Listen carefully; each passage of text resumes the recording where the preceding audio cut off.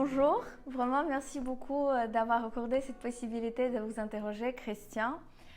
Всем привет! Сегодня я хочу представить вас моим замечательным гостям, тем, которые помогли мне написать главу в книге, которые открыли для меня мир аристократии, открыли для меня мир истории и показали мне прекрасный регион Бурбоне. Donc je dis effectivement merci de m'avoir accepté ici, merci beaucoup d'accorder cette possibilité de voir avec vous le Bourbonnais.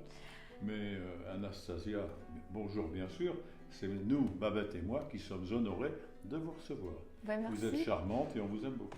Merci beaucoup. Alors, est-ce que vous pouvez vous présenter? Parce que moi, je vous connais, mais mes chers lecteurs, ils ne connaissent pas. Alors, je m'appelle Christian Deveau. J'ai épousé Elisabeth d'Aligny depuis 47 ans, pardon, et 47 ans de bonheur. Dans ma vie, j'ai effectué plusieurs travaux, le plus important ayant été agent général d'assurance. Et aujourd'hui, ayant pris notre retraite, nous avons ouvert des chambres d'hôtes afin de gérer au mieux possible cet hôtel et avoir le plaisir de côtoyer une infinité de personnes de tout milieu. Ben c'est ravissant. En tout cas, votre chambre d'hôte, c'était, je pense, pour tous les gens qui ont la chance de venir ici, une possibilité incroyable de voir cette richesse et la façon dont vous présentez Moulins. Мулен – это столица департамента, исторический город и родина династии Бурбонов.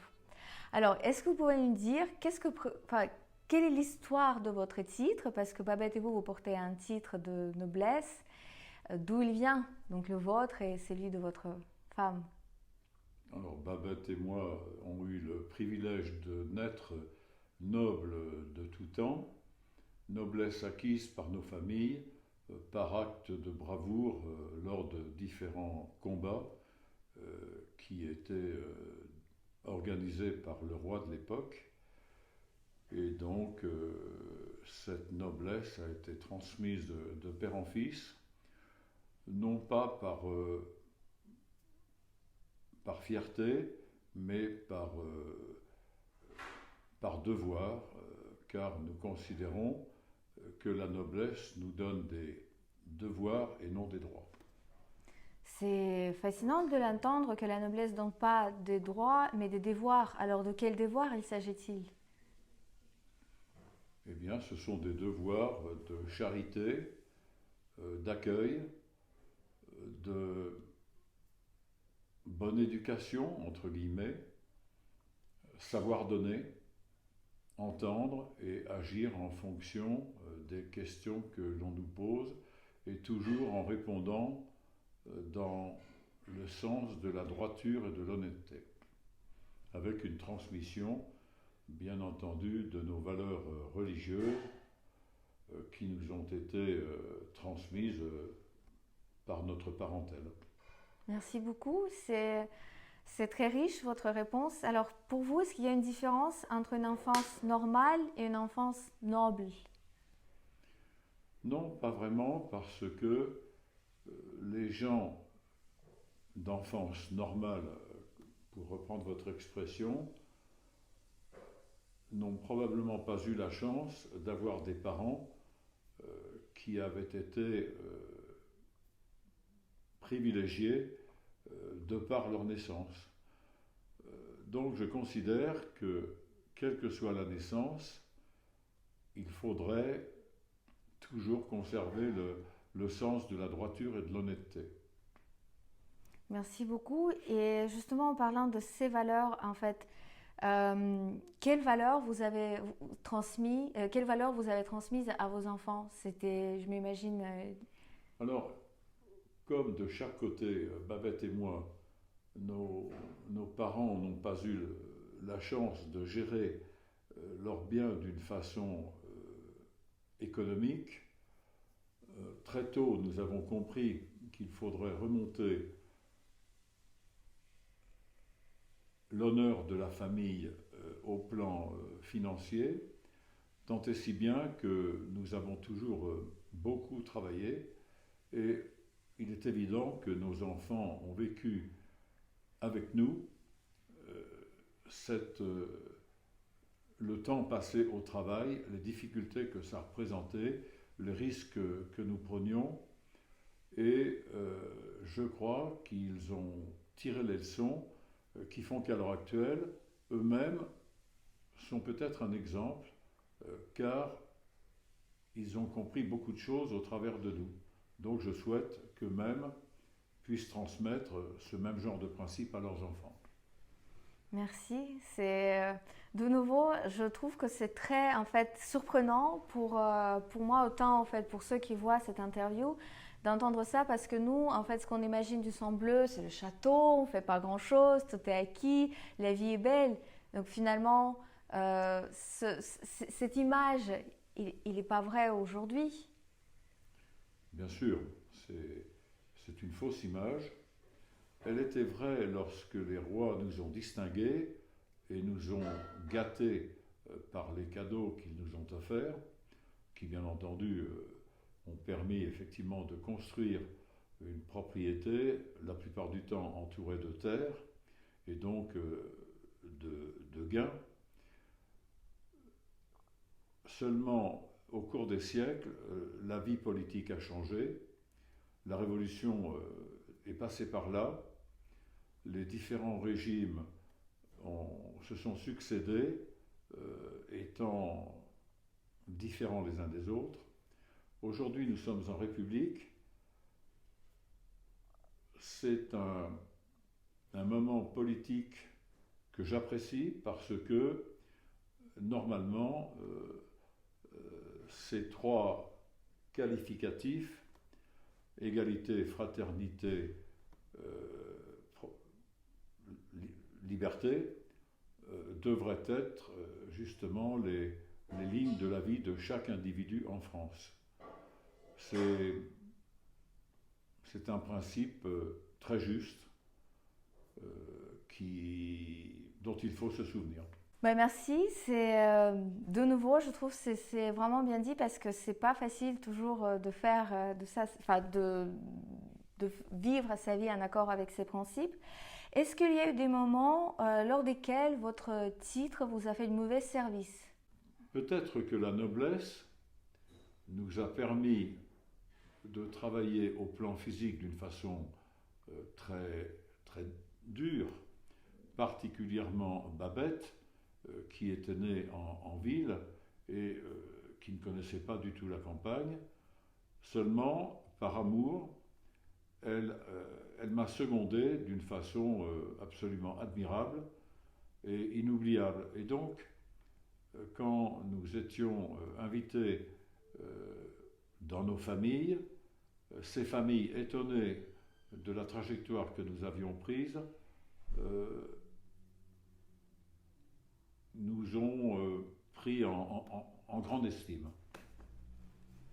Je pense que c'est vrai que votre qualité, votre capacité de travail, il est admiratif. Ce que vous m'avez raconté, c'est d'avoir une grande propriété, de travailler qu'à deux. Oui. Ce travail est arrivé parce que mes parents étaient malades, avaient des difficultés économiques et m'ont demandé de venir près d'eux. Je n'ai pas voulu empiéter sur la propriété en elle-même. Donc nous avons, Babette et moi, créé des élevages annexes. Quelque part, c'était un pari un peu fou, puisque c'était un travail dit artificiel et intensif qui n'était pas très connu à l'époque. Donc nous avons un peu été les initiateurs dans ce domaine. Économiquement, ça s'est plutôt bien passé. Physiquement, nous en gardons encore des traces. Merci. Quelles sont, alors, donc votre vie n'était pas toujours simple. Quelles sont les valeurs qui vous ont permis de garder ce cap, enfin votre cap dans la vie, et puis de toujours vous entendre dans ce travail difficile et dur avec votre épouse? Peut-être quelle conviction? Alors bien entendu, c'est d'abord l'amour avec un grand A. Les enfants sont arrivés les uns après les autres. Il fallait évidemment les élever dans le sens de nos convictions. Et pour ce faire, comme nous habitions la campagne, il était obligatoire de les mettre en pension, ce qui nécessitait des débours financiers importants. Donc il fallait avoir un train de vie suffisant pour assumer. D'où le travail obligatoire et un peu fou. Bravo, bravo. Comment vous vous êtes rencontrés donc avec votre épouse? Quelle question! Tout à fait par hasard. Nous avions des amis communs dans une famille dans laquelle il y avait une fille accompagnée de 3 garçons. Babette était l'amie d'Agnès et personnellement j'étais l'ami des garçons. Or cette famille était une famille puissante au plan financier et technique, famille très généreuse qui avait des points de chute en montagne et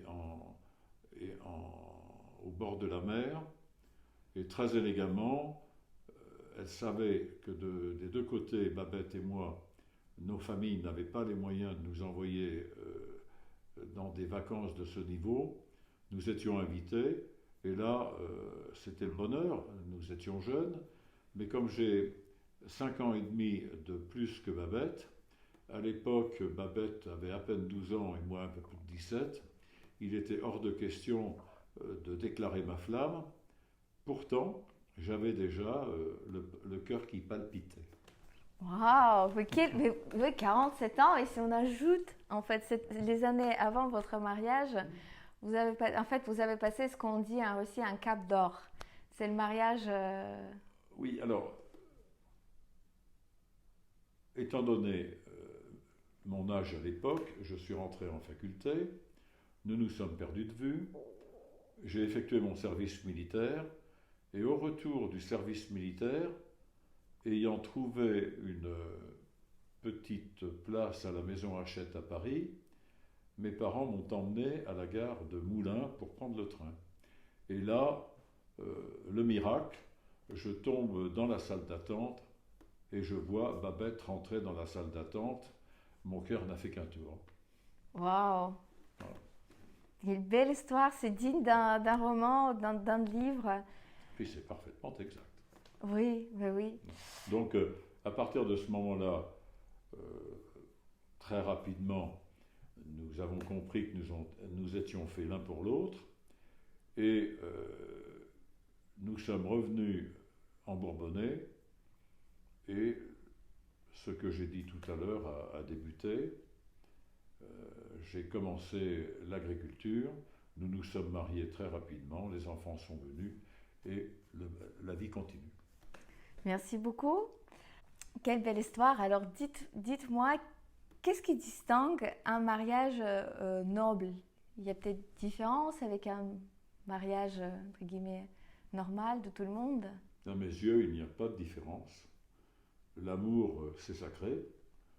Que ce soit dans n'importe quel milieu, le mot amour doit signifier que lorsque on se déclare notre amour, il doit durer une vie et bien entendu, de temps en temps il y a des discussions, il y a des petites fâcheries, mais il faut passer au travers de tout cela car c'est la vie qui continue.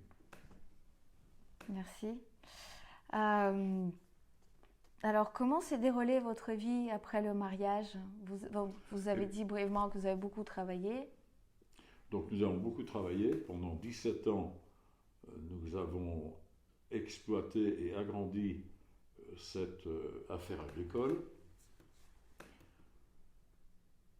Au bout de ce temps, bien entendu, les enfants étaient nés. nous assumions leur éducation via leur instruction. La fatigue physique est arrivée. Babette m'a proposé de monter une boutique interchasse à Moulins et y est parfaitement parvenu. Mais très rapidement, sa présence m'a beaucoup manqué et j'ai donc pris la décision de mettre fin à notre activité agricole. Comme tout au long de cette vie de couple, en divertissement, nous pratiquions la compétition de bridge. Nous nous étions fait une réputation à ce niveau et le hasard a voulu qu'en cadrette, c'est-à-dire à quatre, nous tombions sur un couple dont le mari était directeur général d'une petite compagnie d'assurance.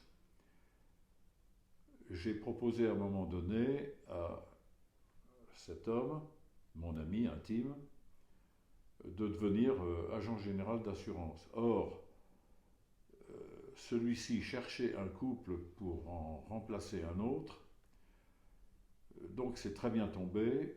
Il connaissait ma façon de pratiquer l'analyse d'un dossier, particulièrement au bridge, mais en matière d'assurance, quand vous rencontrez un client, il faut être capable d'analyser le dossier assez rapidement. Donc Roger a compris que je conviendrais probablement bien à cette tâche et nous avons organisé la sortie du couple précédent 15 mois après cette proposition de ma part. Alors, pendant les 15 mois, Babette a continué la pratique de sa boutique interchasse. Personnellement, j'ai arrêté petit à petit les élevages que nous pratiquions en faisant extrêmement attention de ne pas sacrifier le côté économique. Tant et si bien que tous les animaux qui sont nés dans mon exploitation ont été vendus adultes pour la viande. Et en même temps, tous les jours, je partais avec Babette à Moulins, après avoir effectué le travail à la maison, pour suivre les cours obligatoires concernant ce métier d'agent général. Babette continuait la gestion de la boutique jusqu'à 3 mois avant de reprendre le portefeuille, car à partir de ce moment-là, elle est venue également avec moi à la compagnie afin d'étudier la gestion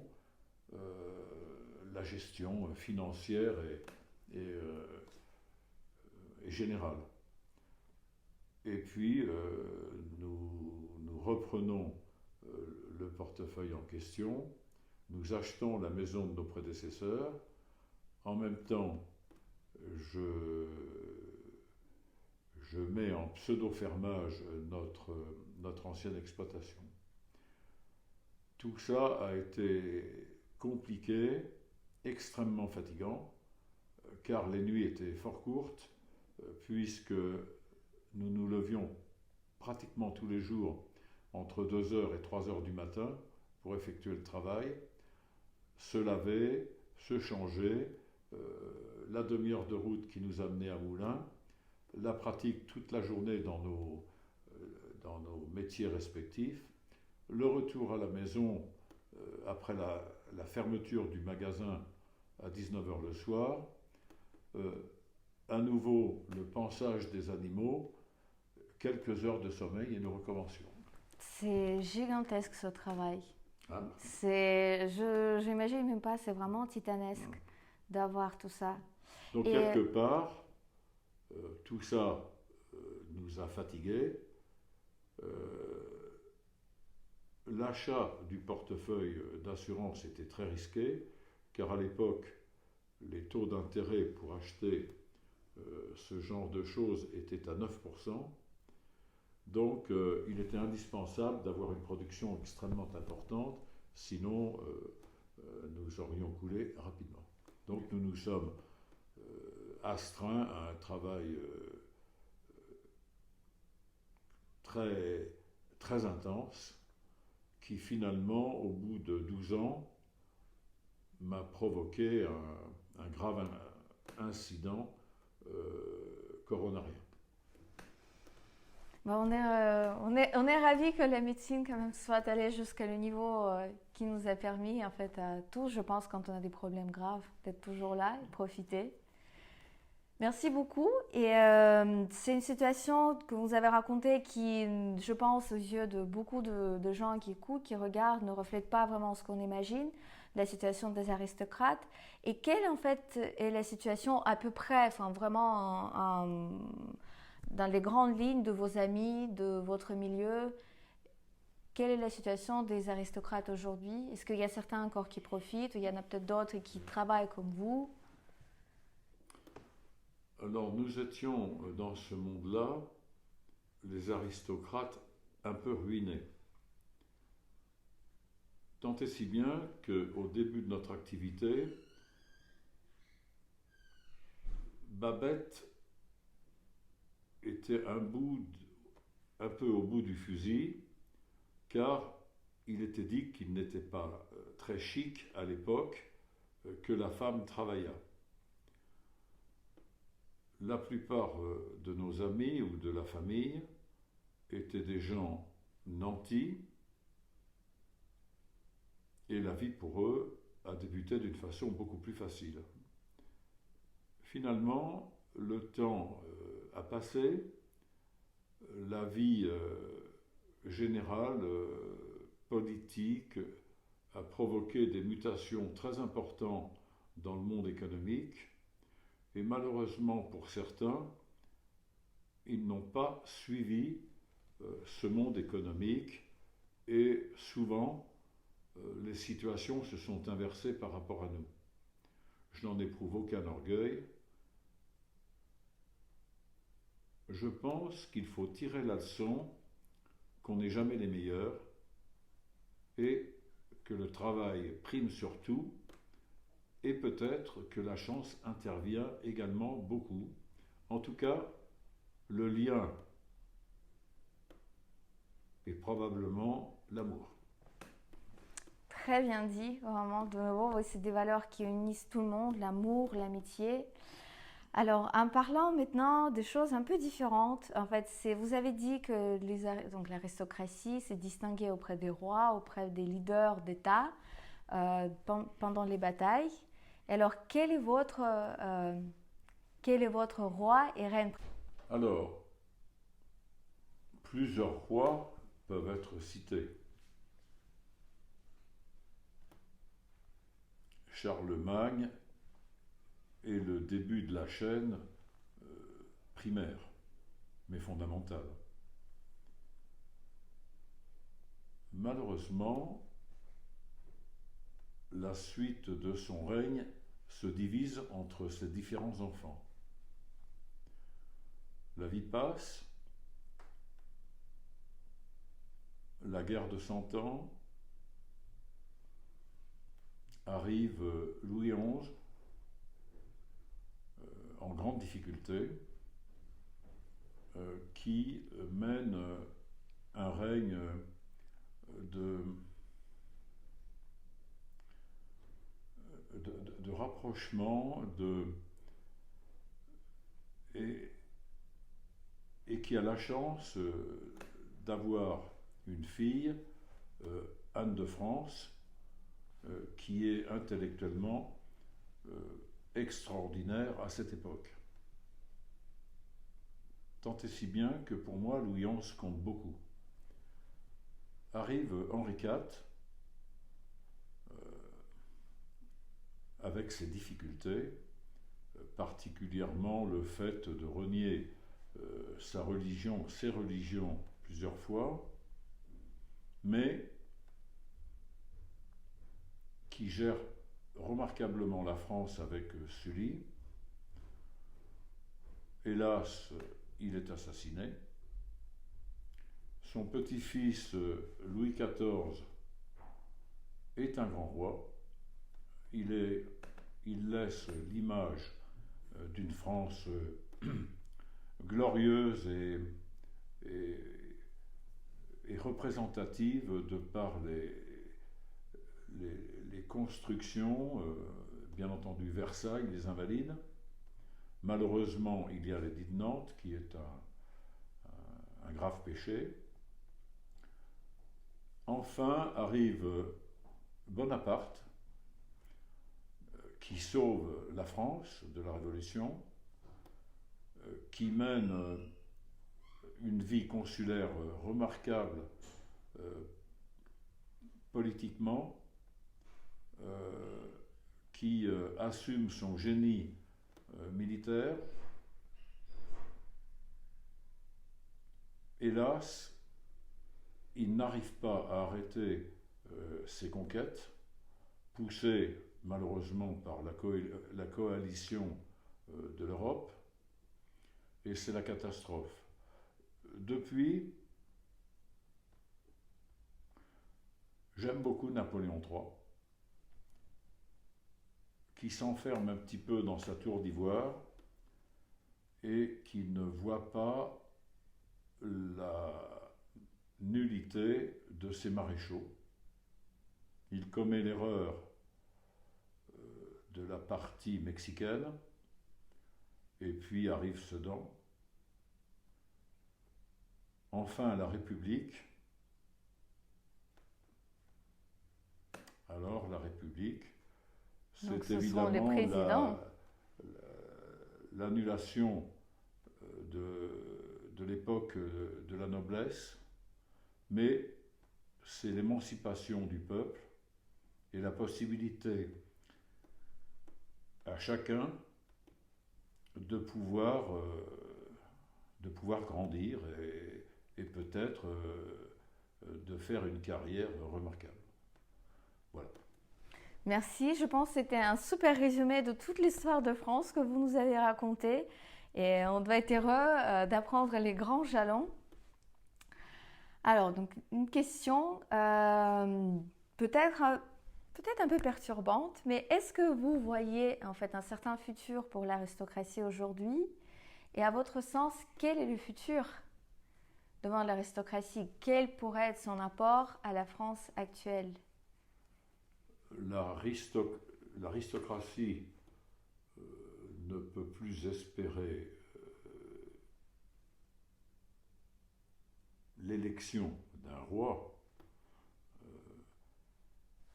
sauf si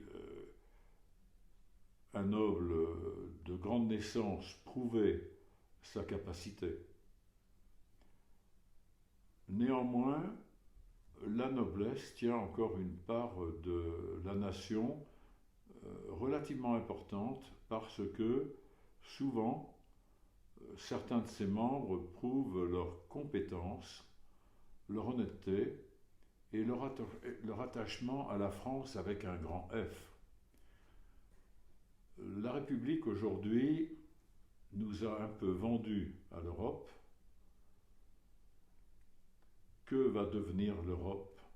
Elle est tellement compliquée avec ses 28 États. La naissance de la Chine, l'inquiétude des États-Unis, l'inquiétude provoquée par les États-Unis et la Russie. Pourtant, j'ai toujours aimé nos alliances avec la Russie. Ah, c'est là où arrive une question concernant la Russie. Donc, la question avec la Russie, qu'est-ce que vous en pensez? Nous, les Russes, on aime beaucoup l'histoire française. Est-ce que, donc, qu'est-ce que vous intéresse dans la culture russe? Pourquoi ce pays vous plaît? La Russie, c'est l'Europe lointaine. La distance a toujours été quelque peu un mythe. et un rêve.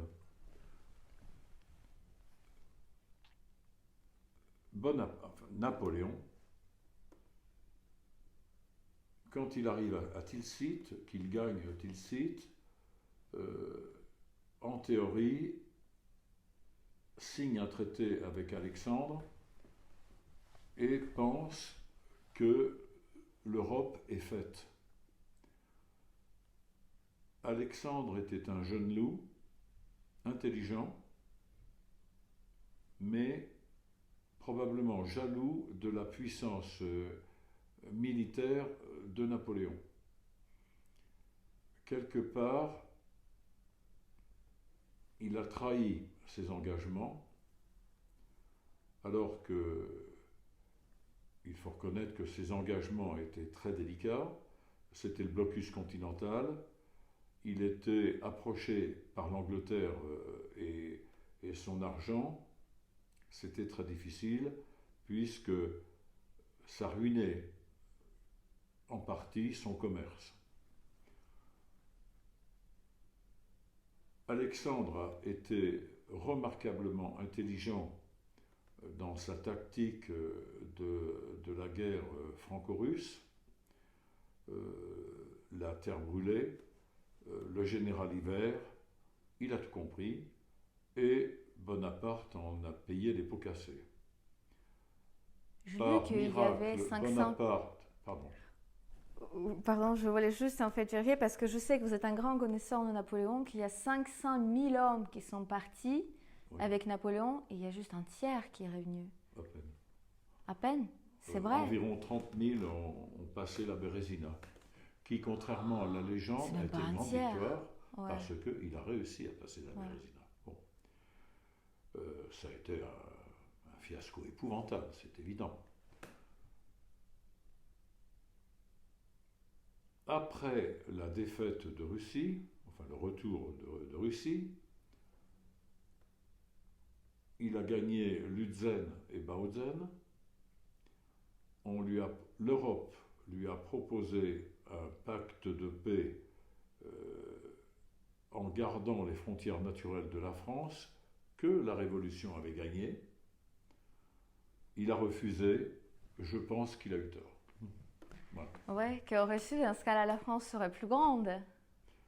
La France, les frontières naturelles, c'était le Rhin, et c'était un grand pays qui permettait d'avoir de part et d'autre du Rhin, et ensuite de l'Oder, la Russie d'un côté, la France de l'autre, l'Autriche, la Pologne, la Hongrie et surtout l'Allemagne étaient prises entre deux puissances importantes, et il est probable que nous aurions gardé une paix pendant très longtemps.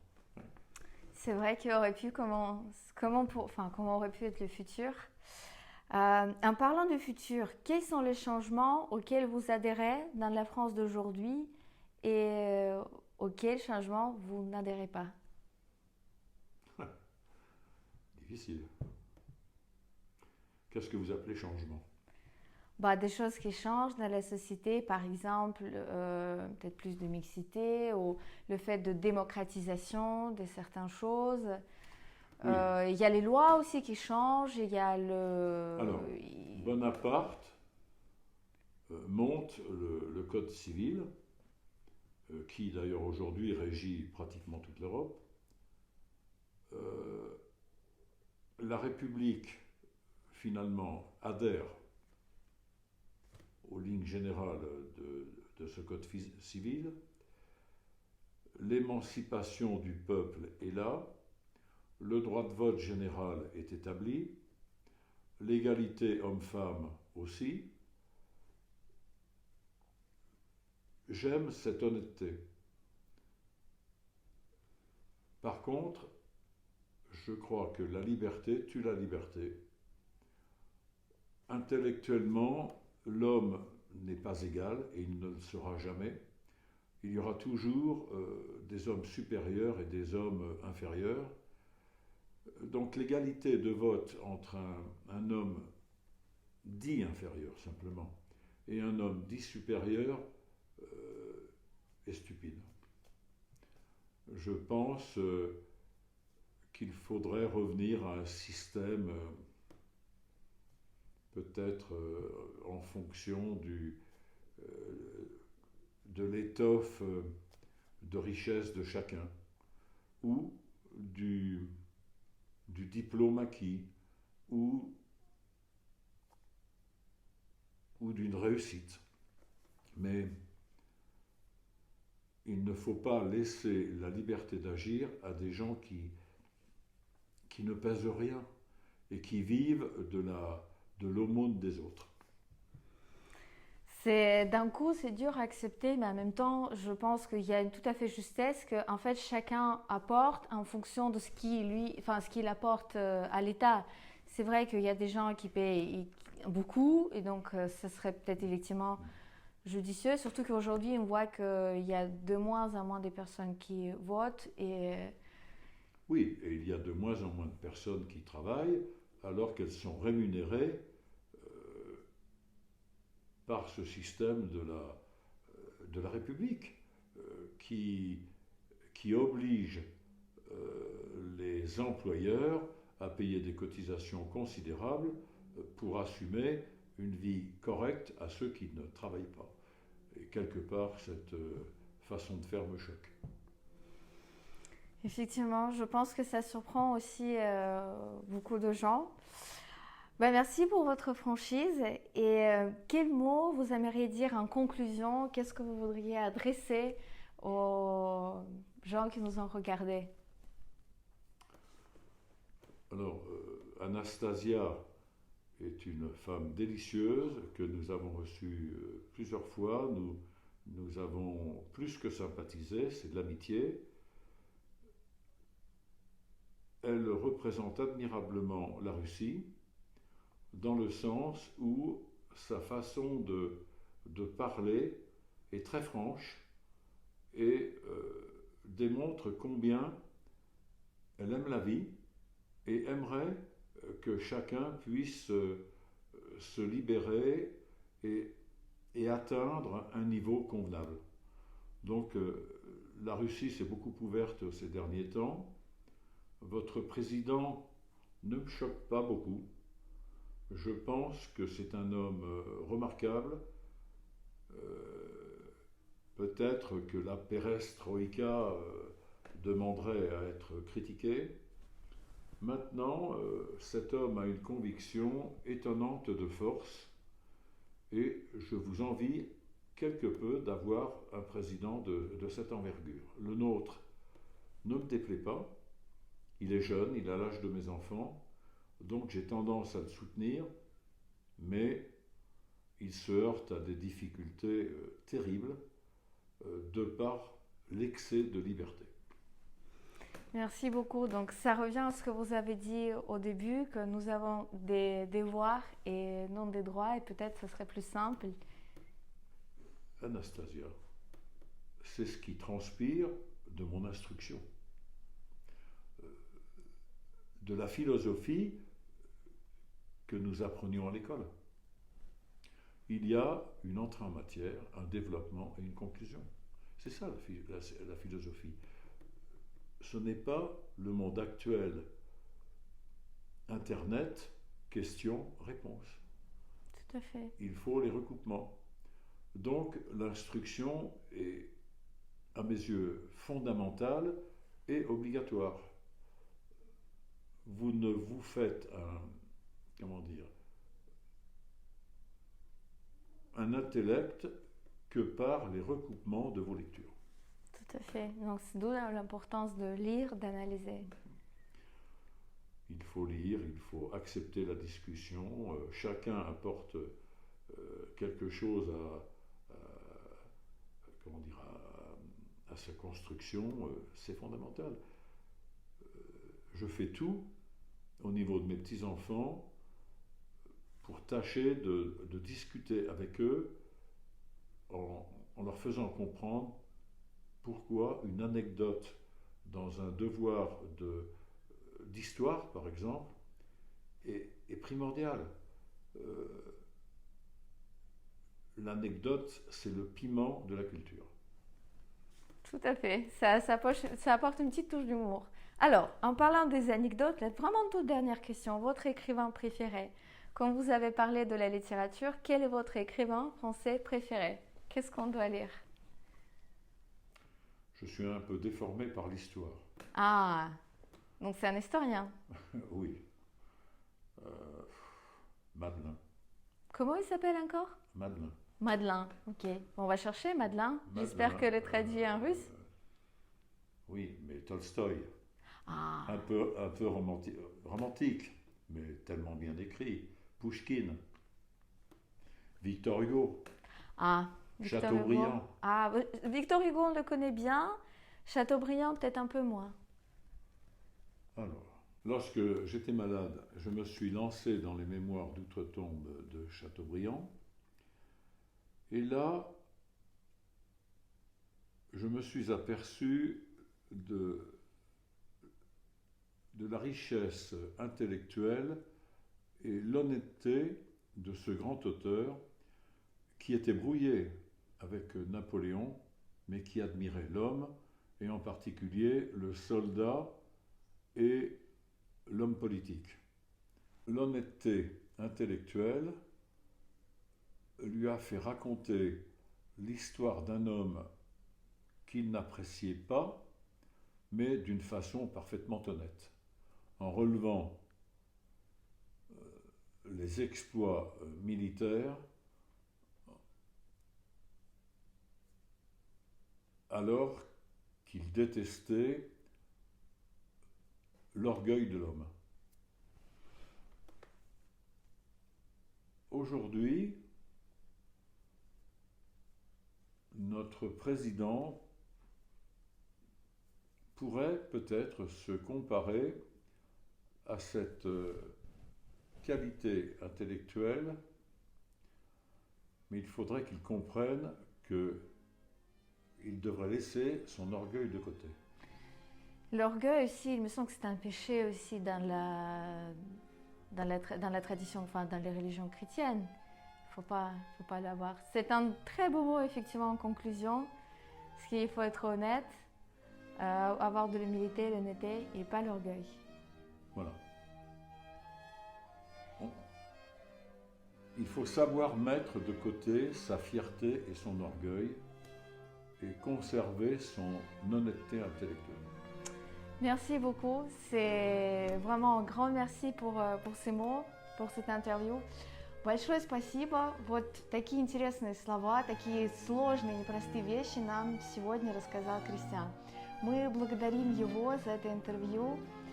Et on dit au revoir. Merci beaucoup. Au revoir Anastasia. Au revoir la Russie.